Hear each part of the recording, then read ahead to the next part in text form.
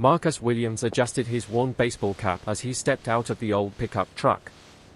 The Grand Meridian Hotel towered before him, its glass facade reflecting the morning sun like a giant mirror. At 28, Marcus had seen plenty of fancy buildings, but this one still made him pause. 57 stories of luxury, marble, and money. More money than most people could imagine. He grabbed his toolbox from the truck bed and checked his watch. 7:30 in the morning, just like every Tuesday for the past 6 months. The maintenance crew always started early, before the hotel guests woke up and started complaining about noise.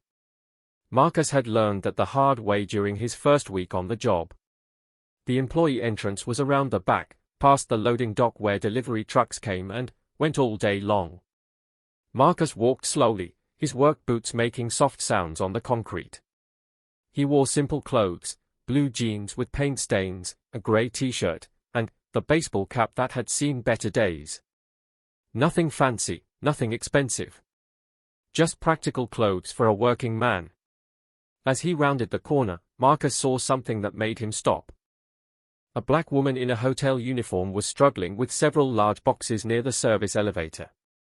She looked to be in her 50s, with graying hair pulled back in a neat bun.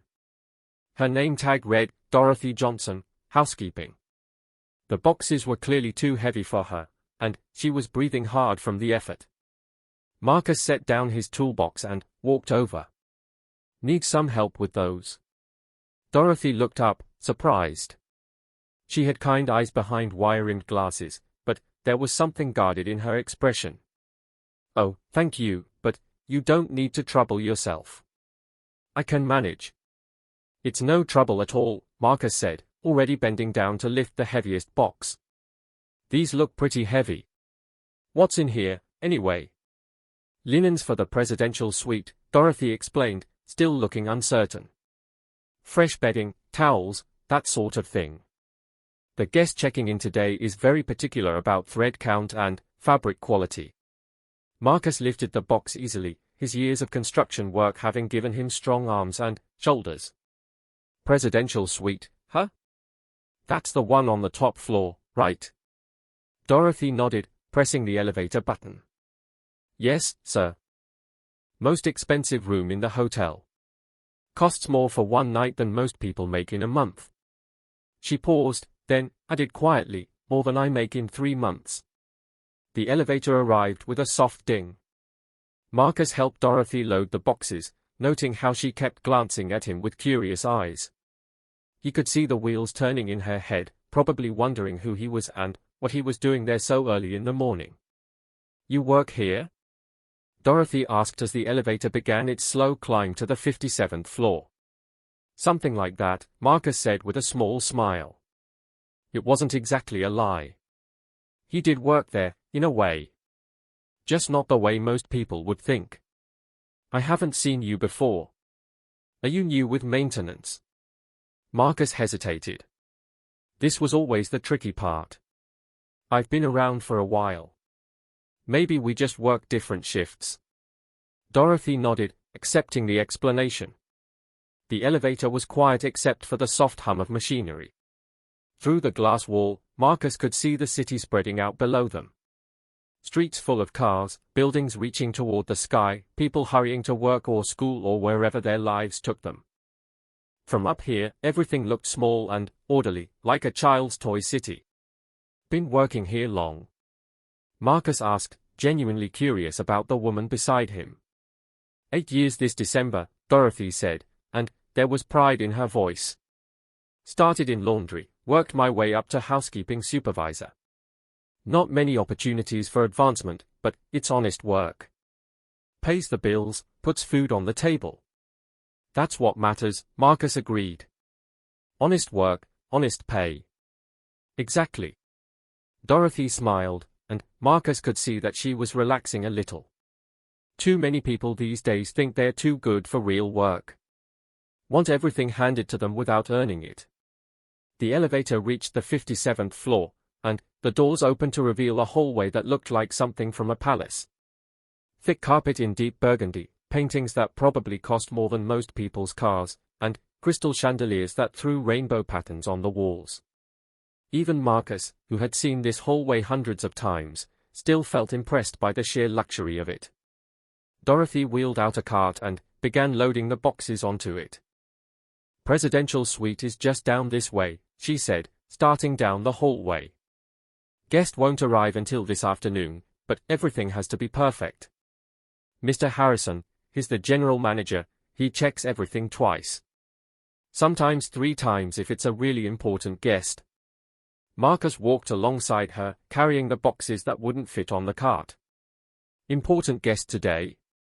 "Some business executive from overseas," Dorothy said. "Foreign money, you know how it is. They spare no expense, expect everything to be exactly right. Can't say I blame them, considering what they are paying." They reached the presidential suite, and Dorothy used her keycard to open the heavy wooden doors. The suite beyond was larger than most apartments Marcus had seen. Floor-to-ceiling windows offered a view of the entire city. The furniture looked antique and expensive, the kind of pieces you might see in a museum. There was a baby grand piano in one corner, its black surface polished to a mirror shine. "Wow," Marcus said, and he meant it. Even though he'd been in this suite before, it still impressed him. "This is something else. Isn't it?" Dorothy said, beginning to unpack the linens. "Sometimes I wonder what it would be like to live like this. Wake up every morning to this view, have people bring you whatever you want, never worry about money." She shook her head. "Must be nice." Marcus helped her carry the new linens to the bedroom, which was almost as large as the living area. The bed was enormous, with carved wooden posts and a canopy that looked like something from a fairy tale. Dorothy began the careful process of changing the sheets, making sure every corner was perfectly tight, every fold exactly right. "You're very good at that," Marcus observed, watching her work. "Had plenty of practice," Dorothy said with a laugh. 8 years of making beds in a 5-star hotel teaches you a few things. Plus, I've got 3 kids at home. Well, 2 kids and 1 grandson. Believe me, I know how to change sheets quickly and correctly." "Your kids live with you?" "My youngest daughter and my grandson do. Sarah's 22, working her way through nursing school. Takes classes at night, works at a clinic during the day. She's determined to make something of herself." Dorothy's voice was full of maternal pride. "My grandson, Tyler, is 6. Smart as a whip, that boy. Wants to be a scientist when he grows up." "Sounds like you've raised them well," Marcus said. "Did my best," Dorothy replied, smoothing the comforter with practiced movements. "Their father wasn't much help. Left when Sarah was still in high school. But we managed. Always managed somehow." Marcus found himself genuinely impressed by this woman's strength and determination. Raising kids alone, working hard to support them, helping her daughter get through nursing school, it couldn't be easy. He watched as she arranged the pillows with mathematical precision, each one perfectly centered and fluffed. "There," Dorothy said, stepping back to admire her work. "Perfect. Just the way Mr. Harrison likes it." They moved to the bathroom next, where Dorothy began replacing the towels with fresh ones. The bathroom was almost as large as the bedroom, with marble surfaces everywhere and a bathtub that looked big enough for 3 people. There was a separate shower with multiple shower heads and what appeared to be a control panel for adjusting water temperature and pressure. "I've never seen anything like this," Marcus said, examining the shower controls. "Oh, you should see some of the other amenities," Dorothy said, warming to the subject. "This suite has its own kitchen, dining room for 12 people, and office with conference call equipment. There's even a safe room in case of emergencies." "Safe room?" "Hidden behind the bookshelf in the office. Reinforced walls, independent air supply, communication equipment. For VIPs who worry about their safety." Dorothy lowered her voice conspiratorially. "I'm not supposed to know about it, but I've cleaned in there a few times when maintenance had it open for inspections." Marcus nodded, filing away this information. He knew about the safe room, of course, but it was interesting to hear Dorothy's perspective on it. Most employees weren't supposed to know about the security features, but Dorothy had been observant and discreet. They finished in the bathroom and moved to the kitchen, where Dorothy began checking that all the appliances were clean and properly stocked. The refrigerator was full of expensive foods and wines, the kind of things Marcus recognized from fancy restaurant menus but had never actually tasted. "Do guests usually eat this kind of food?" Marcus asked, looking at containers of caviar and bottles of champagne that probably cost more than he used to make in a week. "The ones who stay in this suite do," Dorothy said. "Different world from yours and mine. They think nothing of spending hundreds of dollars on a single meal. I've seen room service bills for one dinner that were more than my monthly salary." "Doesn't that bother you?" Marcus asked.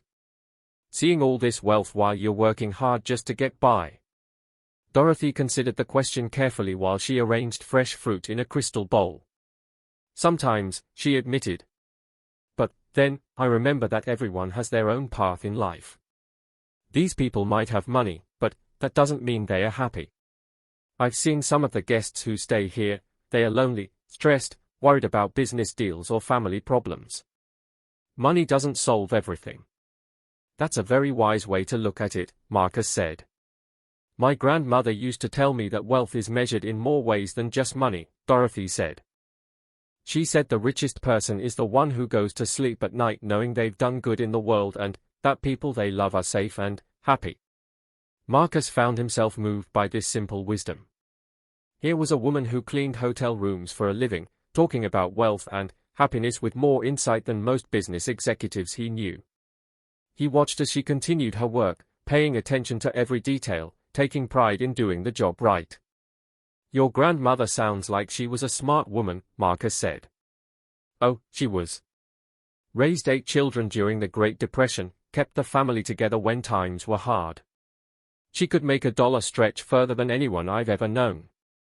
And she always said that respect is something you earn through your actions, not your bank account."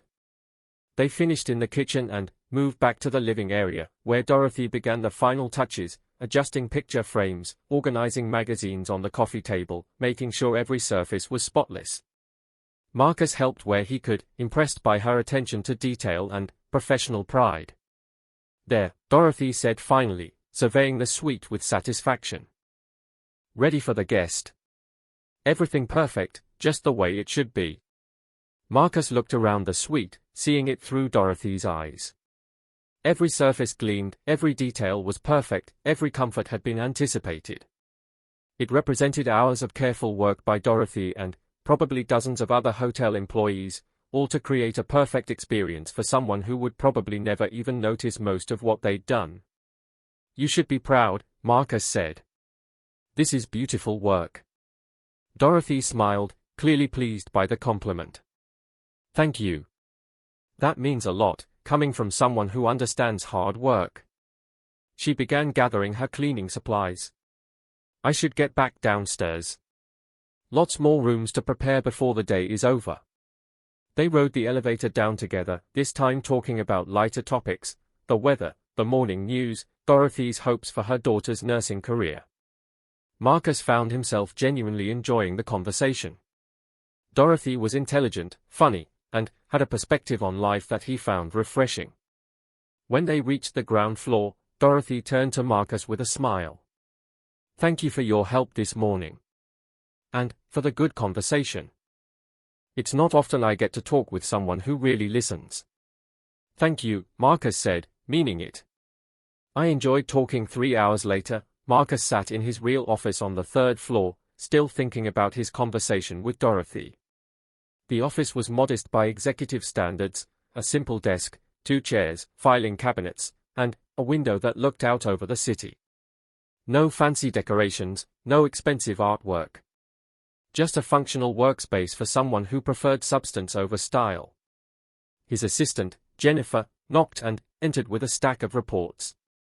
Jennifer was 26, efficient, and one of the few people in the hotel who knew exactly who Marcus really was. I hope you enjoyed She your had stay worked with for us. him for 2 Yes, it years, was wonderful. ever since he Thank had you. bought the Grand Meridian Hotel from its previous owners.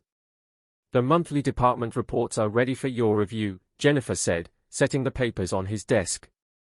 "Housekeeping, maintenance, front desk, food service, and security. "Thank you," Marcus said, but instead of reaching for the reports, he leaned back in his chair. "Jennifer, what do you know about Dorothy Johnson in housekeeping?" Jennifer looked surprised by the question. "Dorothy Johnson? Let me think. She's been here for 8 years, works primarily on the upper floors. Excellent performance reviews, never missed a day of work except for 2 sick days last year when her grandson had pneumonia." Jennifer paused. "Why do you ask?" "I spent some time with her this morning. Helped her move some supplies. She seems like exactly the kind of employee we should be doing more to recognize and support. She is very well regarded by Mr. Harrison and the housekeeping supervisors," Jennifer confirmed. "But I believe she's been passed over for promotion several times. I think there may have been some issues with some of the previous management policies." Marcus frowned. "What kind of issues?" Jennifer looked uncomfortable. "Before you purchased the hotel, there were certain, unofficial policies about which employees were considered suitable for guest-facing positions. Dorothy has always been kept in back-of-house roles, despite her experience and qualifications. Are you telling me there was discrimination?" "I can't prove anything specific," Jennifer said carefully. "But looking at the patterns of promotions and assignments over the years, there seem to be some troubling trends. Especially for employees of color and older workers." Marcus felt anger building in his chest, but he kept his voice calm. "I want you to pull the employment records for everyone in housekeeping for the past 5 years. Promotion history, performance reviews, disciplinary actions, everything. And, while you're at it, do the same for front desk, concierge, and guest services. Of course. How quickly do you need this?" "By tomorrow morning." "And, Jennifer? I want this kept completely confidential for now. Don't mention it to anyone, including Mr. Harrison." Jennifer nodded and left to begin her research. Marcus turned to the window, looking out at the busy street below. When he had bought this hotel, he had thought he was purchasing a well-run business with good management and fair employment practices. The previous owners had presented detailed reports showing satisfied employees, low turnover, and excellent service ratings. But now he was starting to wonder what had been hidden beneath the surface. Marcus had grown up in Detroit, the son of a factory worker and a school teacher.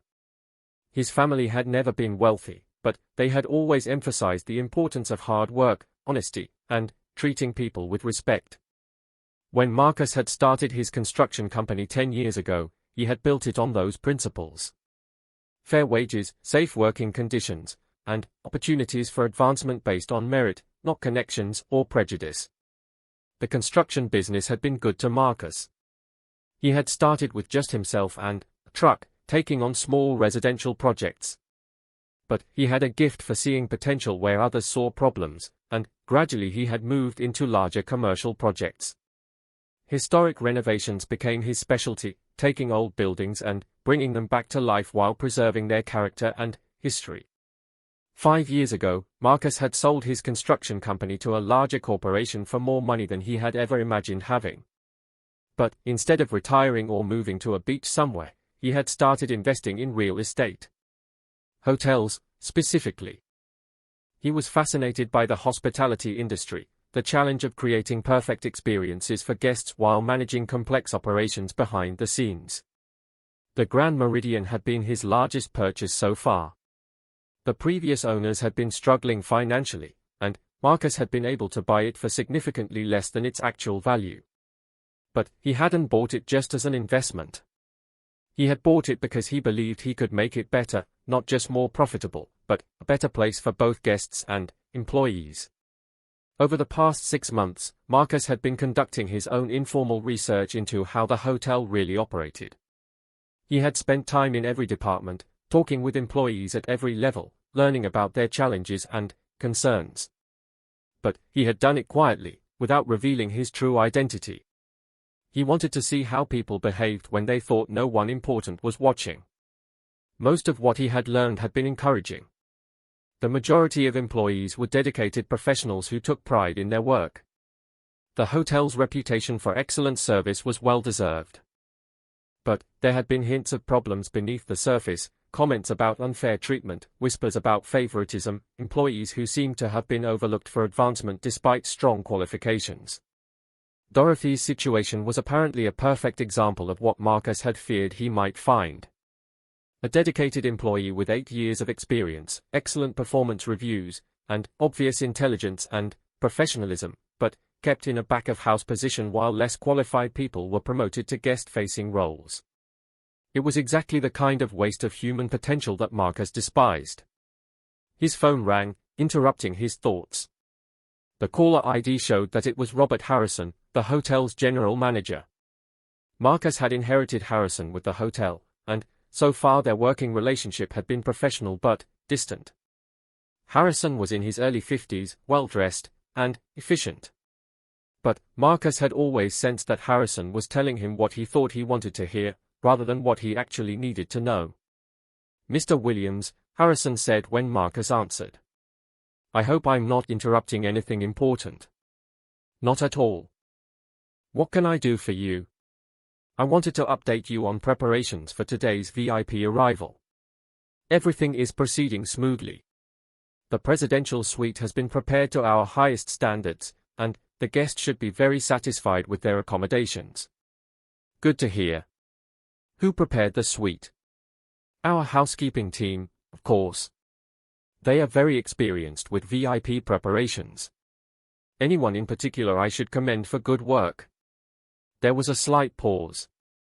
"Well, the entire team works together very efficiently. It's really a group effort." Marcus found Harrison's vague answer irritating. "I'm sure it is.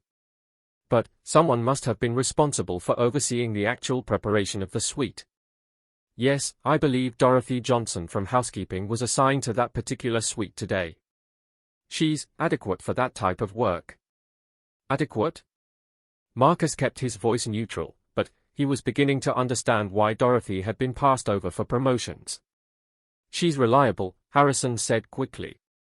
"Gets the job done without complaints. That's all we really require for housekeeping positions." Marcus decided to probe a little deeper. "Has she ever been considered for advancement?" "Guest services, perhaps, or a supervisory role." "Oh, I don't think she would be suitable for guest-facing positions," Harrison said without hesitation. "She's more comfortable in housekeeping, I believe. Some employees are just better suited for behind-the-scenes work." "What makes you say that?" Another pause, longer this time. "Well, you understand. Our guests have certain expectations about the staff they interact with.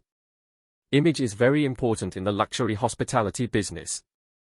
Marcus felt his jaw tighten. Harrison wasn't saying anything explicitly discriminatory, but the implication was clear enough. Dorothy, apparently, didn't fit Harrison's image of what a guest-facing employee should look like. "I see," Marcus said. "Well, keep up the good work with the VIP preparations." "Of course, sir. Is there anything else you need?" "Not right now. Thank you for the update." Marcus hung up the phone, feeling more certain than ever that changes needed to be made. Harrison's attitude toward Dorothy, and probably toward other employees as well, was exactly the kind of thinking that Marcus wanted to eliminate from his business. The rest of the afternoon passed quickly as Marcus reviewed financial reports and met with various department heads. But his thoughts kept returning to Dorothy and her situation. By 5 o'clock, he had made a decision. Marcus changed out of his business clothes and back into his work clothes, jeans, t-shirt, and the worn baseball cap. Then, he made his way down to the housekeeping department in the hotel's basement levels. The housekeeping department was a world away from the luxury of the upper floors. The hallways were utilitarian, with concrete floors and fluorescent lighting. The air smelled of cleaning chemicals and industrial laundry soap. But it was clean and well organized, clearly run by people who took pride in their work even if their workplace wasn't glamorous. Marcus found Dorothy in the uniform room, hanging up her work apron at the end of her shift. She looked tired but satisfied, the way people look when they've done a good day's work and done it well. Dorothy, Marcus called out. She turned, surprised to see him. Marcus, what are you doing down here? I thought you worked upstairs. I wanted to talk to you about something, Marcus said. Do you have a few minutes? Of course. I was just finishing up for the day. Dorothy checked her watch. My daughter won't be home from work for another hour, so I have some time. Would you like to get a cup of coffee? Maybe sit down somewhere and talk. Dorothy looked puzzled but agreeable. There's a little diner about 2 blocks from here. Nothing fancy, but they make good coffee and the prices are reasonable. Sounds perfect. They walked to the diner together, making small talk about the day's work. The diner was exactly what Dorothy had described, a simple, clean place with worn vinyl booths and the kind of atmosphere that made you feel comfortable and welcome. They found a quiet booth in the back and ordered coffee. So, Dorothy said once they were settled, what did you want to talk about? You seem pretty serious. Marcus took a sip of his coffee, trying to decide how to begin. Dorothy, can I ask you something personal? Do you like working at the hotel? I do, Dorothy said without hesitation. It's good, honest work. The pay is fair, the benefits are decent, and I've never had trouble with any of the other employees. Why do you ask? Have you ever thought about doing something different?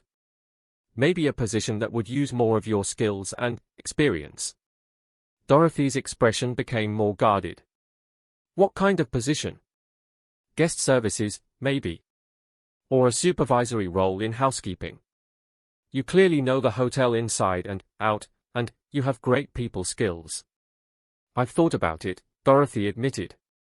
But opportunities like that don't really come up for people like me. People like you.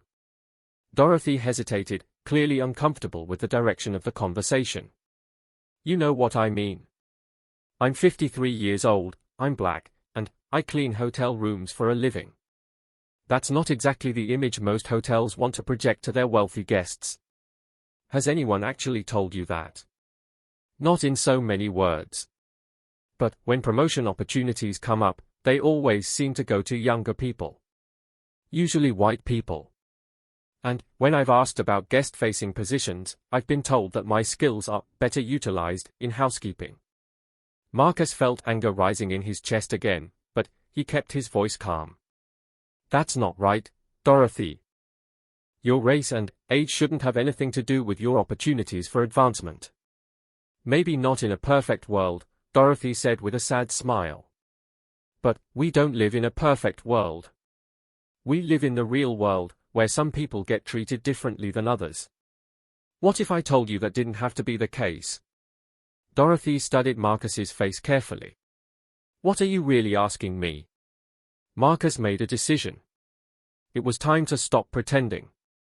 Dorothy, I need to tell you something. I'm not a maintenance worker.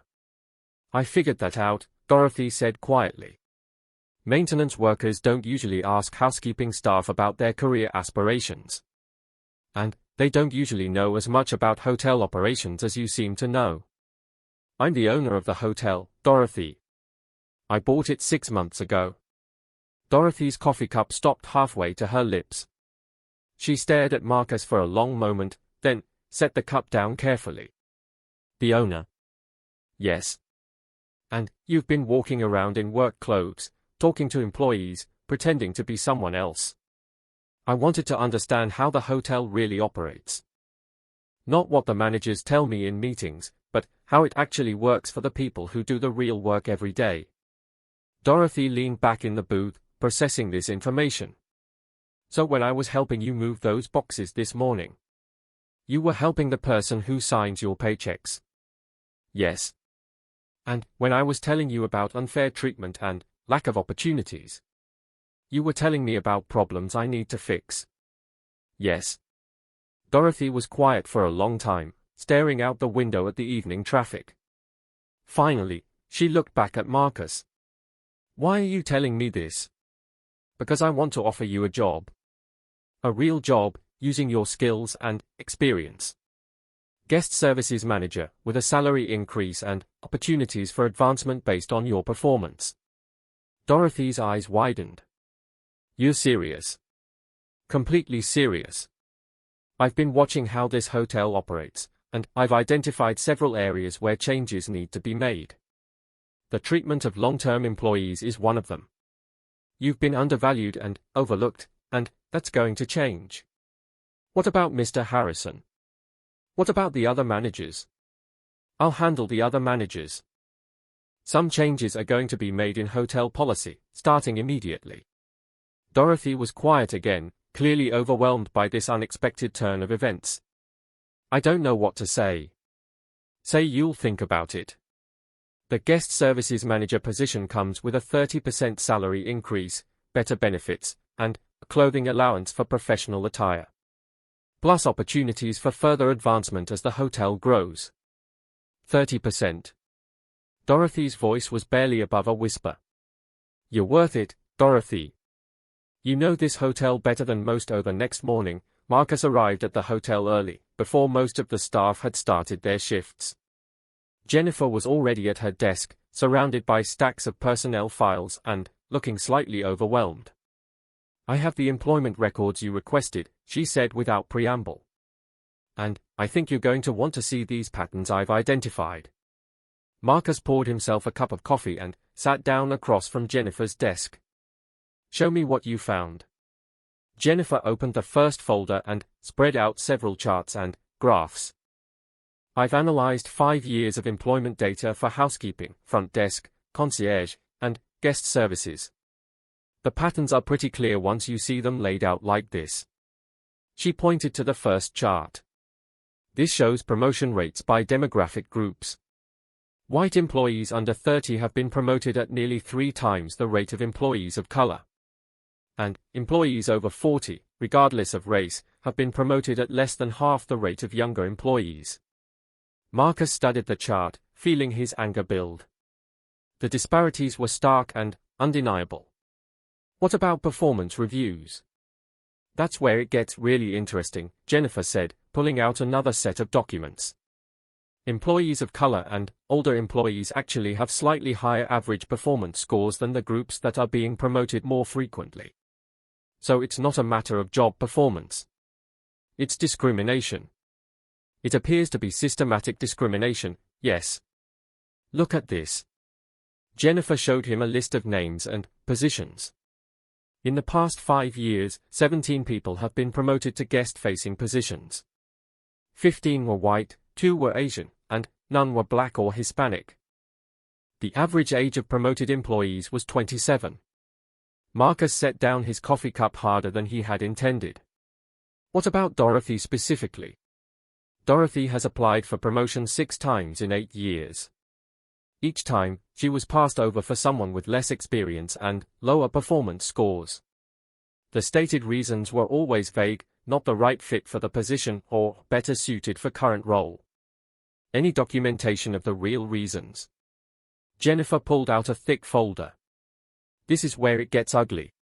I found some internal emails between Mr. Harrison and the previous general manager from 3 years ago. They are quite explicit about their reasoning.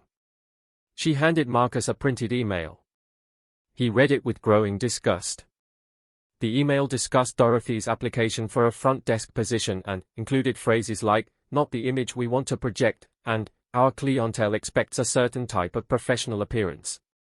There are several more like this, Jennifer said quietly. Not just about Dorothy, but about other employees as well. The previous management had some very clear, very illegal preferences about who was suitable for guest-facing roles. Marcus finished reading and set the email aside. How long has Harrison been general manager? He was promoted to general manager 6 months before you purchased the hotel.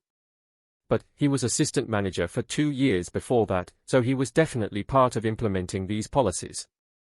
And he's continued the same pattern since I bought the hotel. The data suggests yes. There have been 3 promotions since you took ownership, all following the same demographic patterns as before. Marcus stood up and walked to his window, looking out at the city. He had bought this hotel thinking he was purchasing a well-run business, but instead he had inherited a culture of discrimination and wasted potential.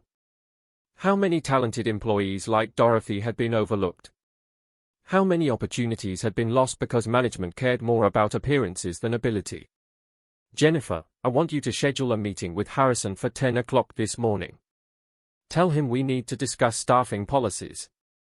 Of course. And what about Dorothy's promotion? I'm going to handle that personally. But first, I want to understand exactly how deep this problem goes. At 10 o'clock sharp, Robert Harrison knocked on Marcus's office door. He entered with his usual professional smile, carrying a leather portfolio and looking perfectly groomed in his expensive suit. Good morning, Mr. Williams. Jennifer said you wanted to discuss staffing policies. Sit down, Robert. Marcus gestured to the chair across from his desk, but remained standing himself. I've been reviewing employment records for the past several months, and I have some concerns. Oh? Harrison's smile faltered slightly. What kind of concerns? Marcus picked up Jennifer's charts and placed them on the desk where Harrison could see them. Promotion patterns. Performance reviews. Demographic data. It seems there have been some troubling trends in how advancement opportunities are distributed. Harrison glanced at the charts nervously. I'm not sure what you're implying. I'm not implying anything. I'm stating facts. Employees of color and older employees have been systematically passed over for promotions despite having excellent performance records. Now, Mr. Williams, I think you may be misreading the data. Promotions are based on qualifications and fit for the position. Sometimes certain employees are simply better suited for different types of roles. Marcus picked up the printed email and placed it in front of Harrison. Like this email discussing Dorothy Johnson's application for a front desk position. Harrison's face went pale as he read the email. This was from the previous management. I can't be held responsible for policies that were in place before I became general manager. But you've continued the same policies. 3 promotions since I took ownership, all following the same patterns. Harrison shifted uncomfortably in his chair.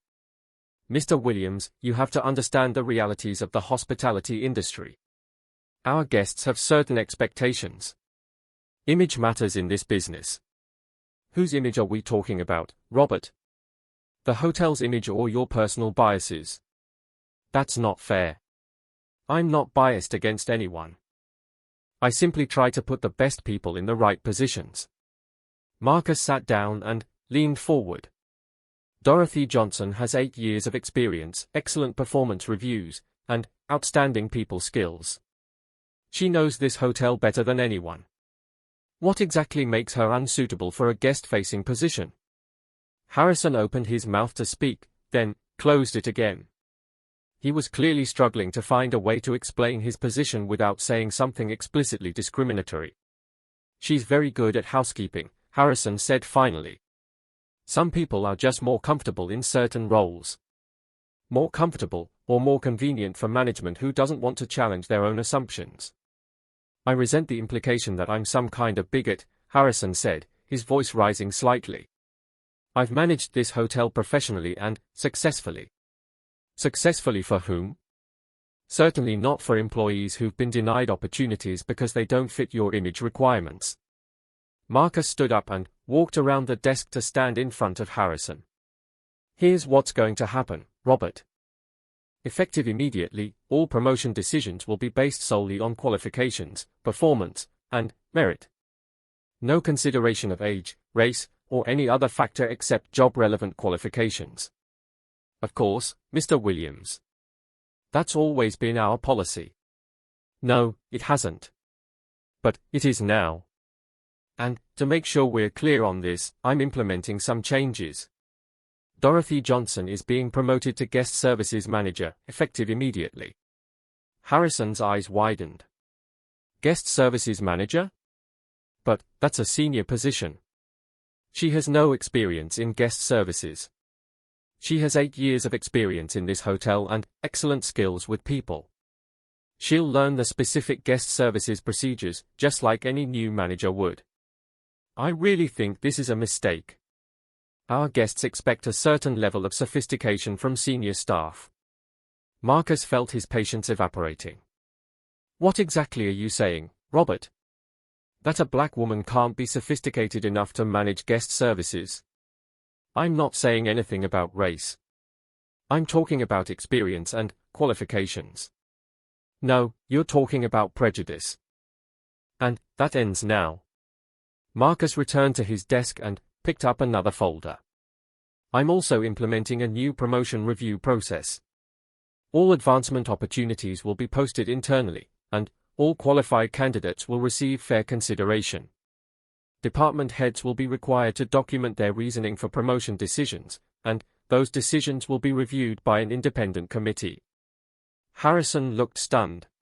This is going to cause significant disruption to hotel operations. Good. Operations that are based on discrimination need to be disrupted. What about the other managers?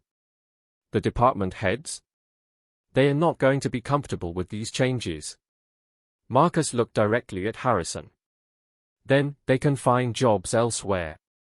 This is not a negotiation, Robert. These changes are happening. The only question is whether you're going to be part of the solution or part of the problem.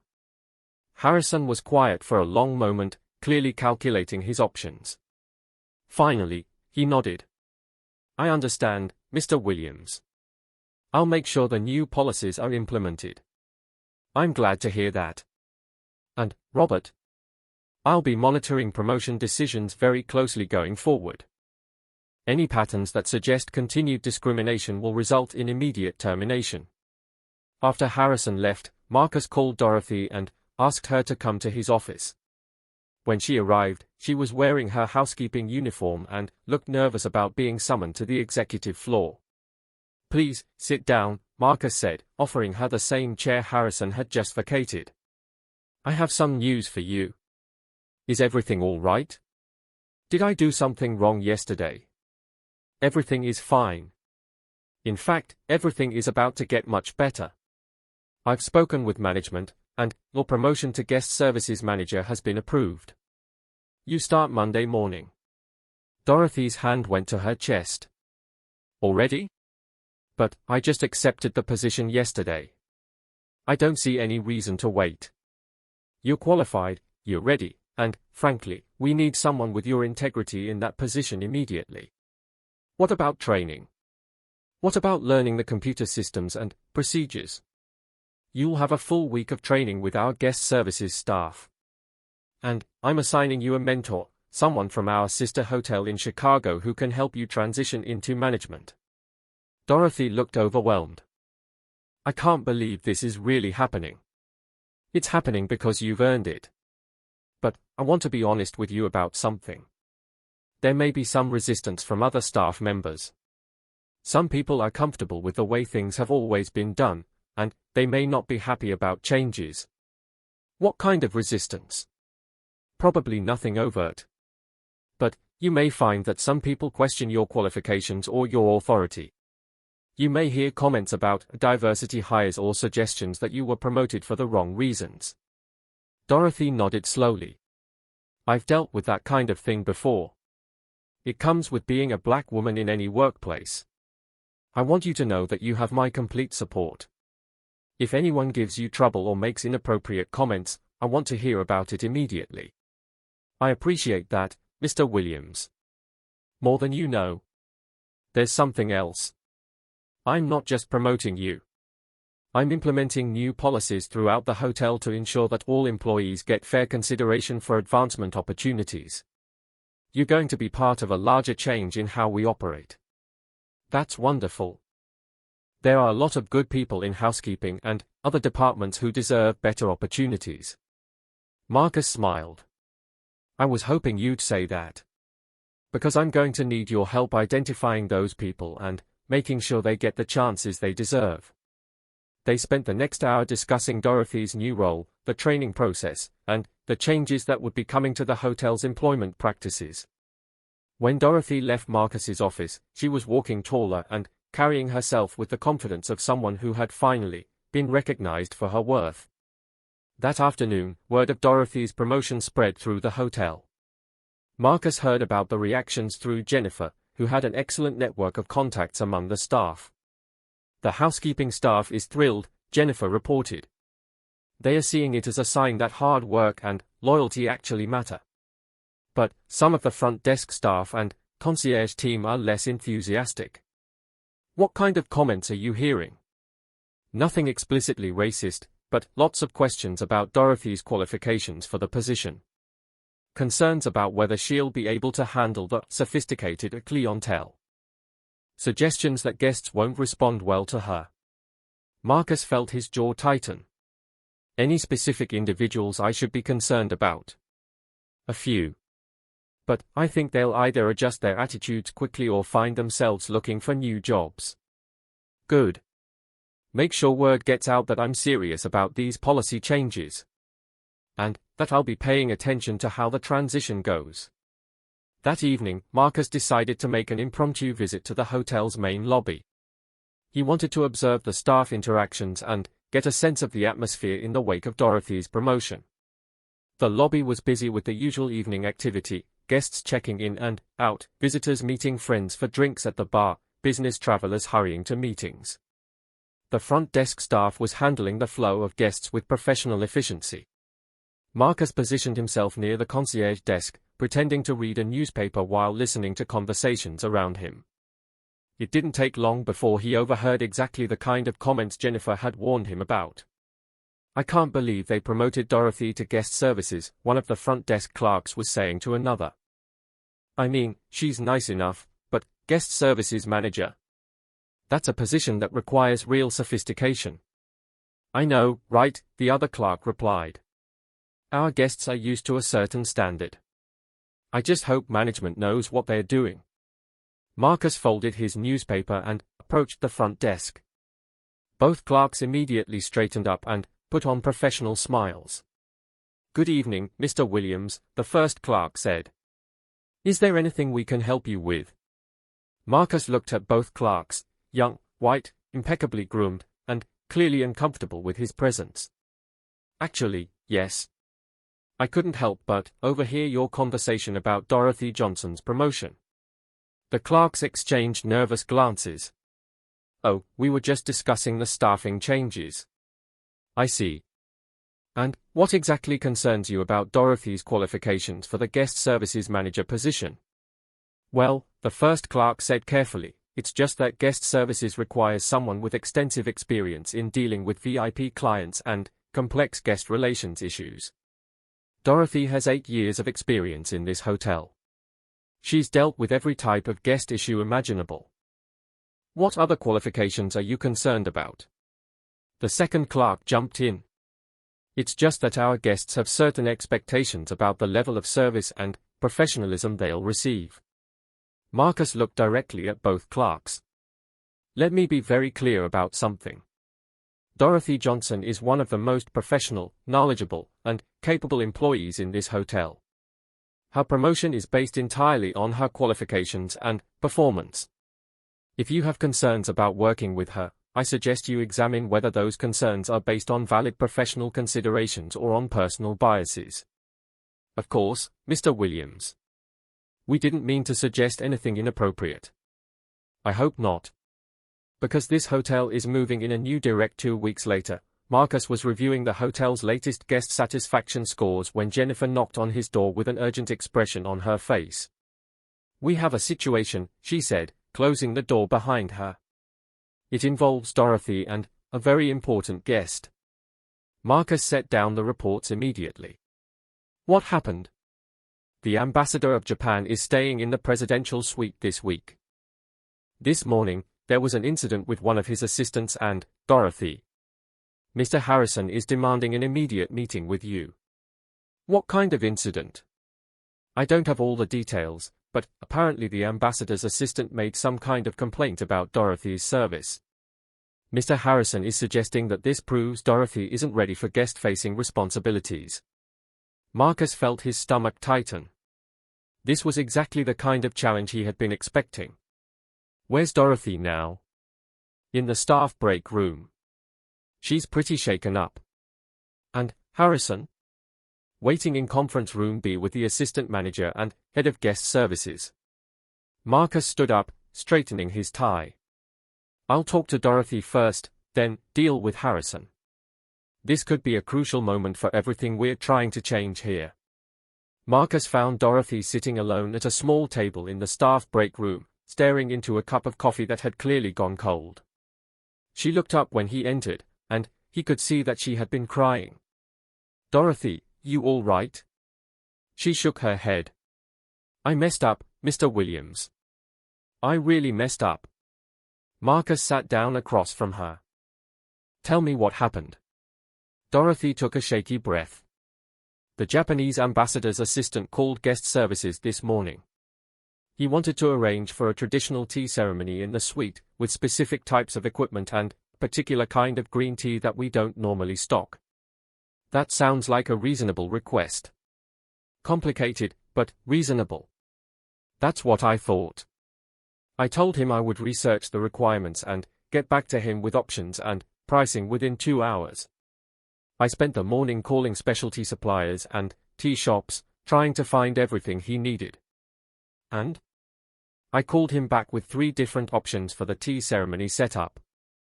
I had found suppliers who could deliver everything within 4 hours, with varying levels of authenticity and cost. I was proud of the research I had done. Marcus could see where this was going. But he wasn't satisfied. Fresh tears started flowing down Dorothy's cheeks. He was angry that I had taken 2 hours to get back to him. He said that in a hotel of this caliber, guest services should have been able to arrange everything immediately. He said he was accustomed to dealing with more competent staff. That's unreasonable. Arranging a traditional tea ceremony isn't something any hotel would have ready instantly. But then, it got worse. He said. Dorothy paused, struggling with the words. He said that perhaps the hotel should employ staff who understand international business protocols better. He suggested that my cultural background might make it difficult for me to properly serve sophisticated international clientele. Marcus felt anger building in his chest, but he kept his voice calm. Did he specifically mention your race? Not directly. But the implication was clear. He said that guests like the ambassador expect to deal with staff who share their understanding of proper business etiquette. And what did you say to that? I remained professional. I told him that I would continue working to meet his requirements and that I would personally ensure that the tea ceremony arrangements were perfect. But, inside, I was falling apart. Marcus reached across the table and took Dorothy's hand. You did exactly the right thing. You handled an unreasonable complaint with professionalism and grace. But what if he's right? What if I'm not sophisticated enough for this position? What if I don't understand international protocols well enough? Dorothy, listen to me. You spent 2 hours researching a complicated request and came back with 3 viable solutions. That's excellent customer service. The fact that one person wasn't satisfied doesn't mean you failed. Mr. Harrison doesn't see it that way. He said this is exactly the kind of problem he was worried about when you promoted me. Marcus felt his anger spike. Harrison said that. He suggested that maybe I should consider returning to housekeeping, where I was more comfortable and competent. Over my dead body. Marcus stood up. Dorothy, I want you to go home for the rest of the day. Take some time to recover from this. But, understand something, you are not going back to housekeeping. You are exactly where you belong, and I'm about to make that very clear to everyone involved. Marcus left Dorothy and headed straight to conference room B, where Harrison was waiting with the assistant manager and head of guest services. When he entered, all 3 men stood up with expressions of concern and barely concealed satisfaction. Mr. Williams, Harrison began, thank you for making time for this urgent meeting. We have a serious situation that requires immediate attention. I've spoken with Dorothy. Now I want to hear your version of events. Harrison opened a folder and pulled out several documents. The ambassador's assistant filed a formal complaint about the quality of guest services. He specifically mentioned concerns about staff competency and cultural sensitivity. And your response was to suggest that Dorothy return to housekeeping. Harrison looked surprised that Marcus knew about that conversation. I was simply exploring options to prevent further incidents of this nature. Further incidents? This is one complaint from one guest about a complicated request that Dorothy handled professionally. The head of guest services, a thin man named Peterson, spoke up. Mr. Williams, with all due respect, arranging international business protocols requires extensive experience and cultural knowledge. Perhaps Dorothy needs more training before handling VIP requests. Peterson, how long have you been in guest services? 12 years, sir. And, have you ever arranged a traditional Japanese tea ceremony? Peterson hesitated. Not specifically, no. Then, you would have had to research it just like Dorothy did. The difference is that you're not being criticized for needing time to find the right suppliers. Harrison interjected. The issue isn't just about the tea ceremony. It's about perception and guest expectations. Our VIP clients are accustomed to a certain standard of service. Marcus turned to face Harrison directly. What standard is that, exactly? Be very specific about what standard Dorothy failed to meet. Well, she took too long to respond with options. 2 hours is too long to research and price a specialized service that we don't normally provide. For VIP clients, yes. They expect immediate responses. Even when those responses require specialized research and supplier coordination. Harrison was clearly struggling to justify his position. It's about more than just response time. It's about understanding the expectations of sophisticated international clientele. Marcus felt his patience evaporating. Robert, I'm going to ask you one more time to be specific. What exactly did Dorothy do wrong in this situation? She didn't handle the cultural nuances appropriately. The assistant specifically mentioned concerns about staff cultural sensitivity. A racist guest made racist comments, and you're using that to justify undermining one of our best employees. I wouldn't characterize the guest's comments as racist. Then, how would you characterize them? A Japanese guest suggesting that a black employee isn't culturally sophisticated enough to serve him properly. The room fell silent. Harrison and the other managers clearly hadn't expected Marcus to frame the situation so directly. The guest's satisfaction is paramount, Peterson said finally. If he's not comfortable with the service he received, we need to address that. By reinforcing his prejudices? By agreeing that our black employees aren't qualified to serve international guests? That's not what we're suggesting, Harrison said quickly. Then, what are you suggesting? Harrison exchanged glances with the other managers before answering. Perhaps Dorothy could benefit from additional training in international business protocols before handling more VIP requests. Marcus walked to the window and looked out at the city for a moment, gathering his thoughts. When he turned back to face the group, his expression was serious but calm. Here's what's going to happen, he said. First, Dorothy will continue in her position as guest services manager with my full support. Second, the ambassador's tea ceremony will be arranged exactly as Dorothy proposed, and it will be perfect. Third, if any guest makes inappropriate comments about our staff's race, age, or any other personal characteristic, that will be addressed directly, not accommodated. But, Mr. Williams, Harrison protested, we can't afford to alienate VIP guests. The ambassador brings significant business to the hotel. We also can't afford to operate a workplace where employees are undermined because of their race. If the ambassador has legitimate complaints about service quality, we'll address those. If he has problems with our employment practices, he can find another hotel.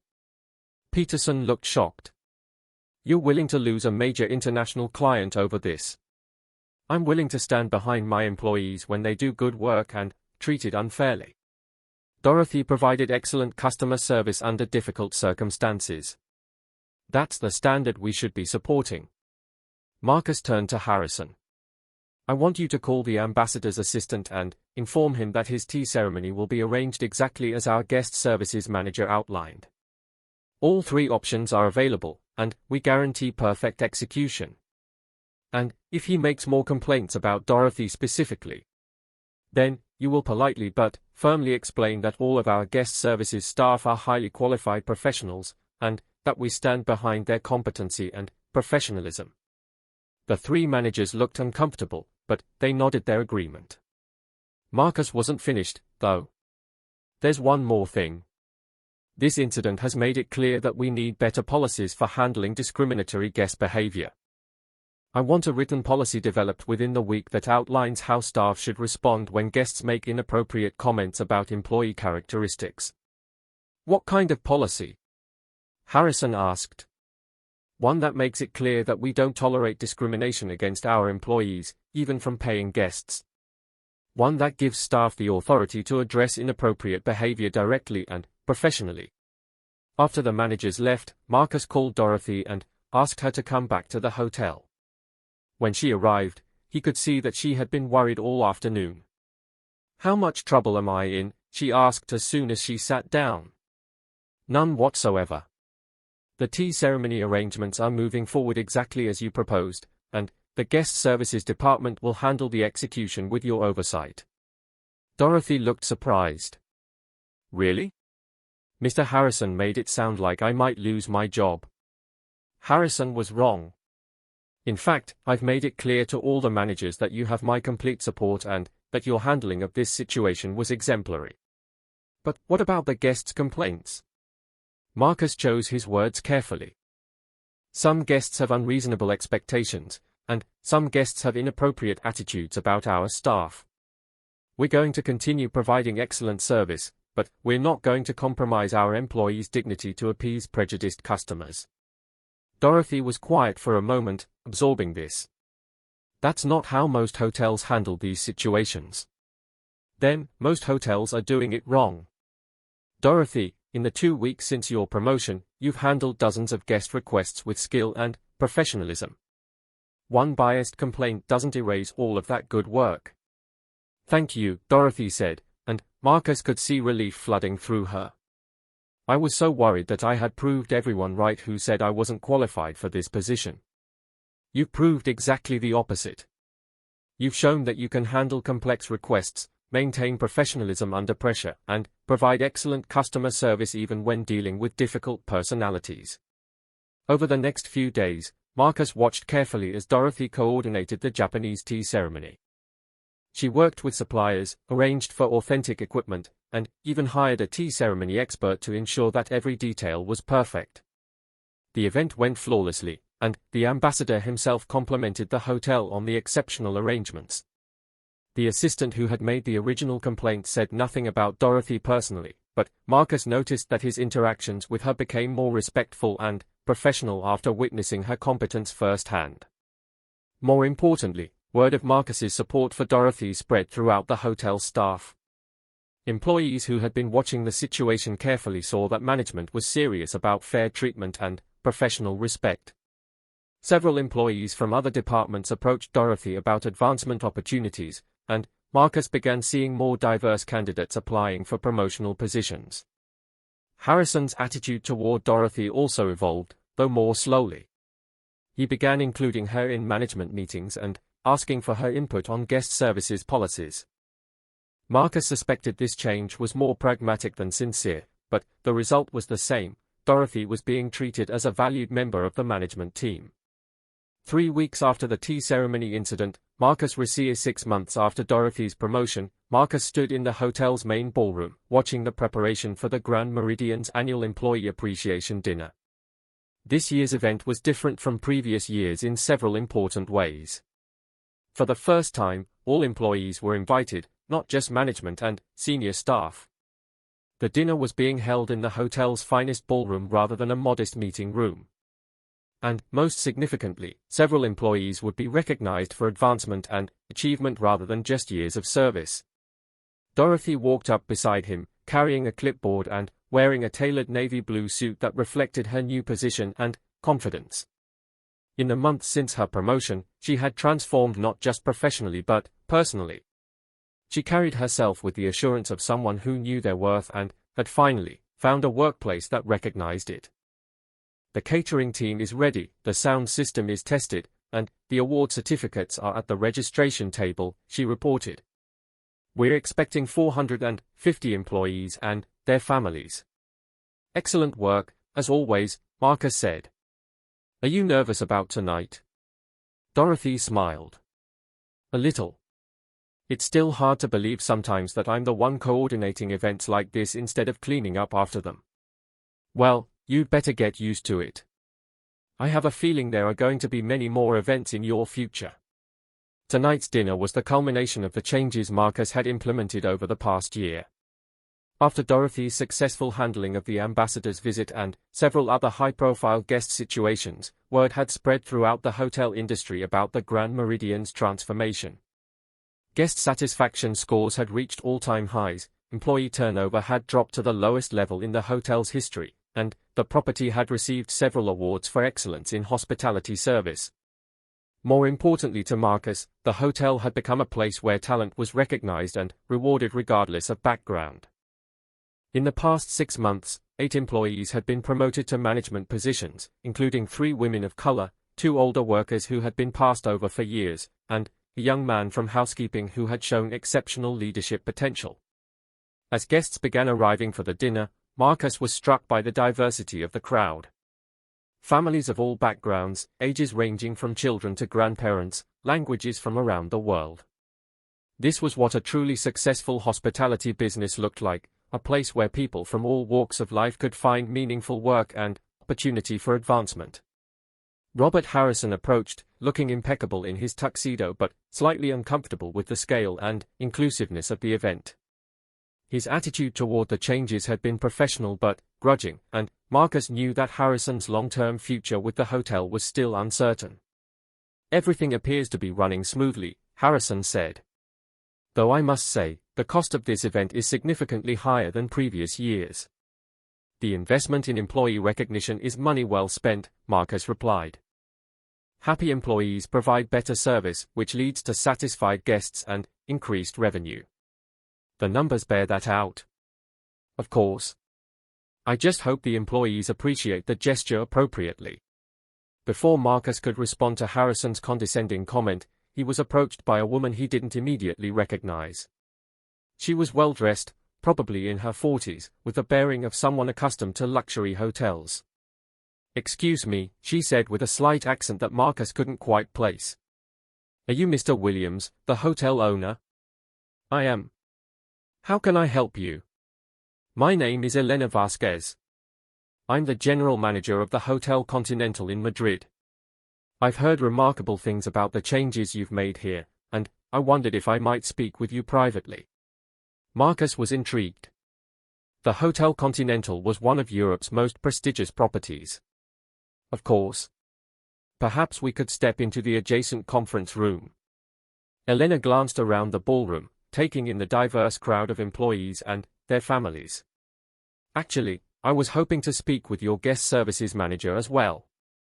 Ms. Johnson, I believe. Her reputation has reached our industry networks in Europe.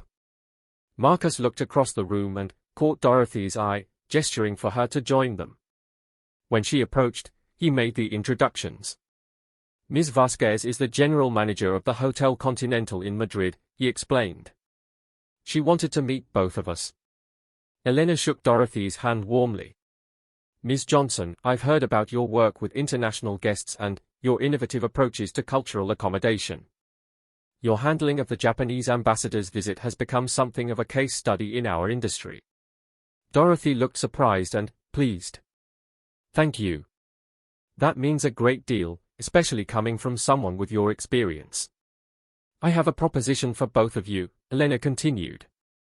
We're opening a new luxury property in Barcelona next year, and we're looking for senior management staff who understand how to create inclusive, high-performance hospitality environments.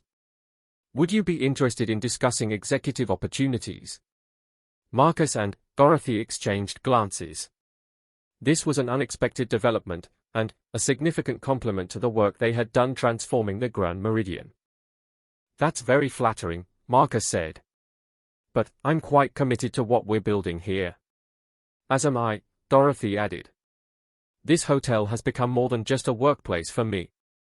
It's proof that things can change for the better. Elena nodded appreciatively. I respect that loyalty. But, please consider this, what you've accomplished here could be a model for hotels around the world. Your approach to employee development and inclusive service excellence could transform the entire industry. After Elena left to enjoy the dinner, Marcus and Dorothy found themselves standing together, processing the conversation. Can you believe that? Dorothy asked. 6 months ago, I was being told I wasn't qualified to handle international guests. Now someone wants to recruit me for an executive position in Europe. You've earned every bit of that recognition, Marcus said. The question is, are you interested in that kind of opportunity? Dorothy was quiet for a moment, watching the employees and families enjoying the dinner. A year ago, I would have jumped at any chance to advance my career. But, now, I think what we're doing here is more important than any individual opportunity. How so? Look around this room. 6 months ago, most of these people thought they were stuck in dead-end jobs with no hope for advancement. Now they see possibility.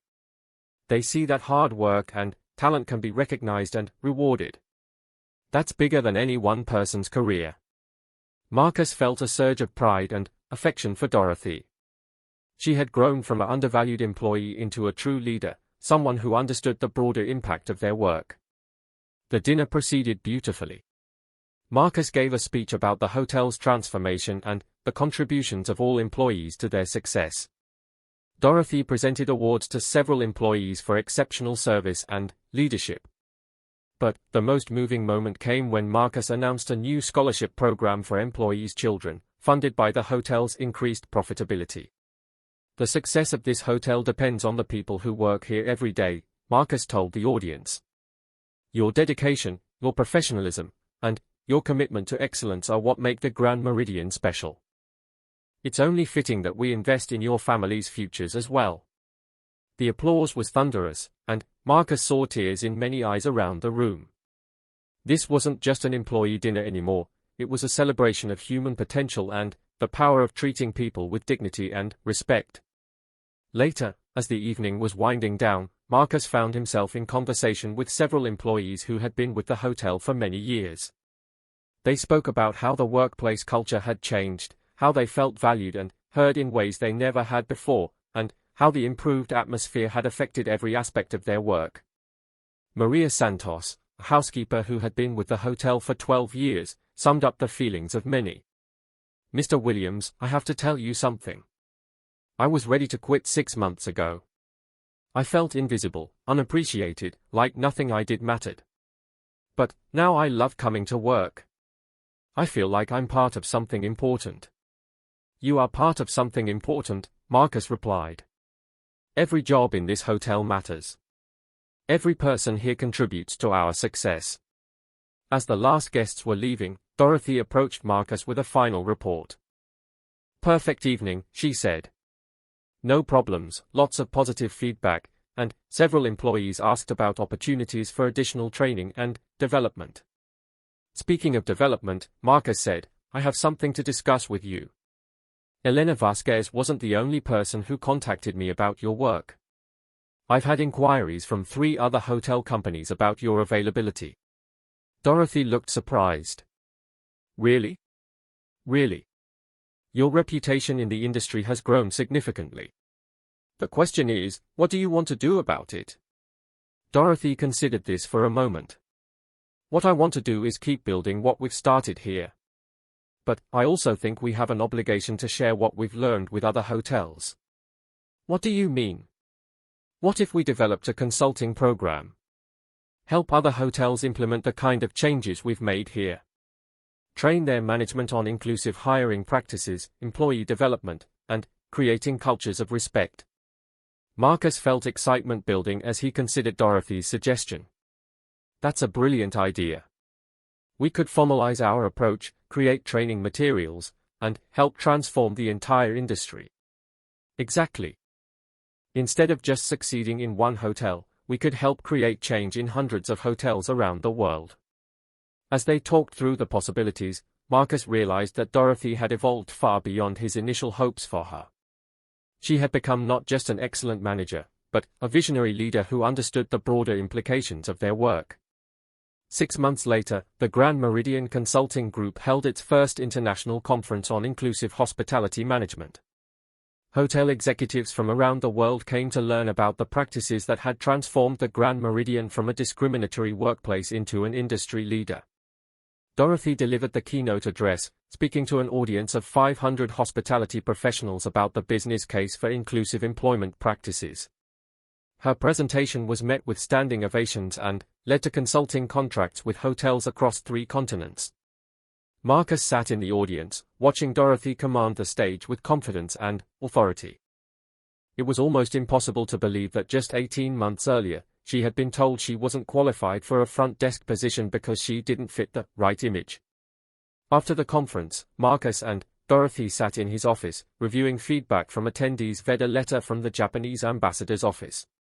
The ambassador wanted to express his appreciation for the exceptional service during his stay, and he specifically requested that future visits be coordinated through the same guest services manager who had arranged the tea ceremony. Marcus called Dorothy into his office to share the letter. As she read it, her eyes filled with tears of joy and vindication.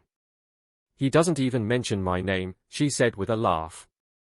"But he's specifically requesting that I handle his future stays." "Excellent work speaks for itself," Marcus said. "Regardless of what some people might think about who's qualified to serve international guests." Dorothy folded the letter carefully. "You know, Mr. Williams, I've learned something important from this experience." "What's that?" "I've learned that I don't have to prove myself to everyone. I just have to do good work and trust that the right people will recognize it." "That's exactly right. And, Dorothy, you've definitely proven yourself. To me, to the staff, and apparently to our most demanding international guests." As Dorothy left his office, Marcus reflected on how much had changed in just a few weeks. The hotel still had work to do on creating a truly fair and inclusive workplace, but Dorothy's success was sending a clear message to everyone: talent and hard work were what mattered, not appearances or preconceived notions about who belonged in leadership positions. The Grand Meridian was becoming the kind of place Marcus had envisioned when he bought it, a hotel that provided exceptional service while treating all employees with dignity and respect. It was exactly the kind of change that made the challenges and confrontations worthwhile. Anyone who has a problem with that philosophy is welcome to seek employment elsewhere. Marcus left the front desk clerks to think about his words and continued his walk through the lobby.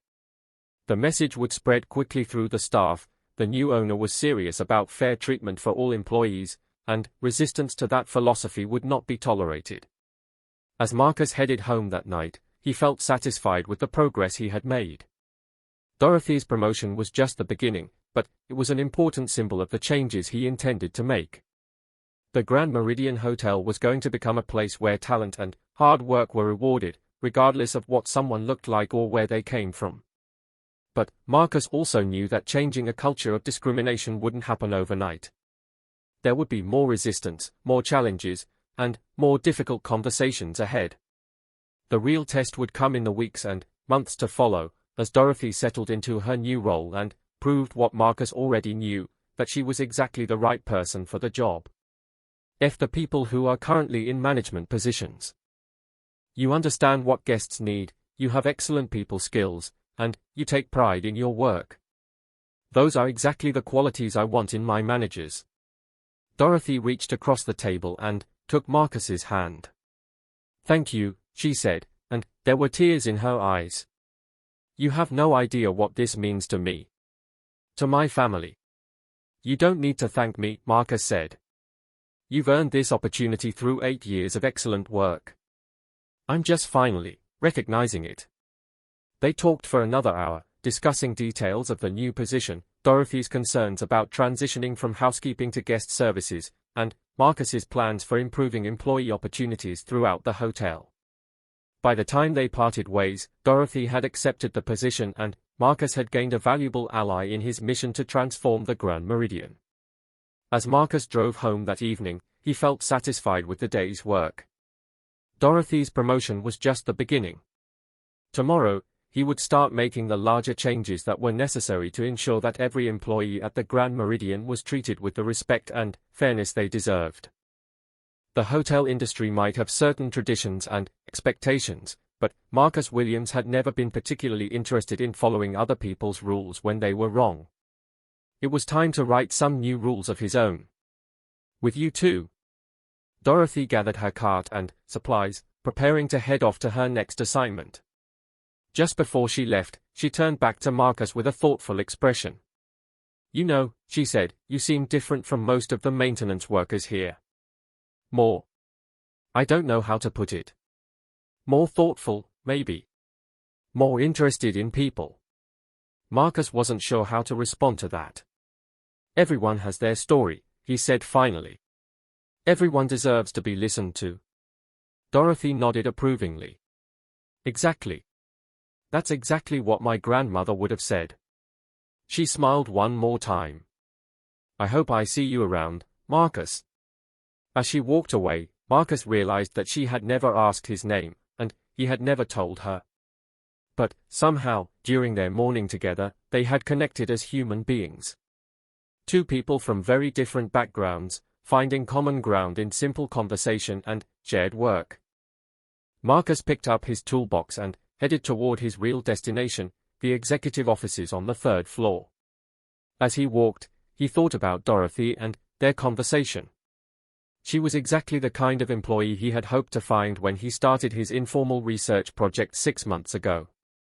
Hardworking, honest, dedicated, and treated with far less respect than she deserved. It was time to do something about that.